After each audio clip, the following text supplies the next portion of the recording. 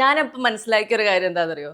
സിദ്ദിഖ, ജഗദീഷ് ഏട്ടൻ നിങ്ങളോടൊക്കെ സംസാരിക്കുമ്പോഴത്തേക്കും നിങ്ങൾക്കെല്ലാം പറയാനുള്ള ഭയങ്കര ക്രിസ്റ്റൽ ക്ലിയർ ആയിട്ടുള്ള വളരെ ക്ലാരിറ്റി ഉള്ള കാര്യങ്ങളാണ്.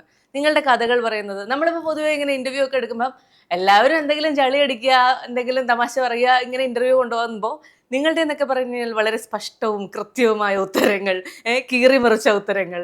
ഇത് നിങ്ങളുടെ ഒരു കാലഘട്ടത്തിന്റെ പ്രത്യേകതയാണോ?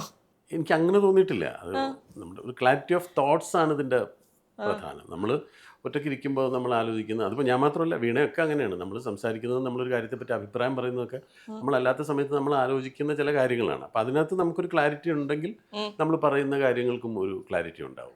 അല്ല, ഈ ഇടയ്ക്ക് ഇങ്ങനെ ഓൺലൈൻ മീഡിയകളിലൊക്കെ നടക്കുന്ന ഇന്റർവ്യൂസ് ഒക്കെ സിദ്ദിഖ കാണാറുണ്ടോ? അപ്പോൾ എല്ലാം കാണാറുണ്ട്. ആണ്. ആ, ഇവന്മാരൊക്കെ എന്താടാ ഇങ്ങനെ ഇരുന്ന് ഇങ്ങനെ തള്ളി മറിക്കുന്നത് എന്നൊക്കെ ചിന്തിക്കാറുണ്ടോ?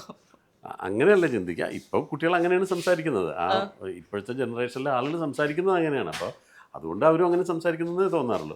ഒരിക്കലും ഇനി ഞാനും അതുപോലെ ആവണം എന്ന് വിചാരിക്കാറില്ല. ഞാൻ എൻ്റെ വേറൊരു രീതിയാണ്, ആ, അവരുടെ വേറൊരു രീതിയാണ്. ആണ്.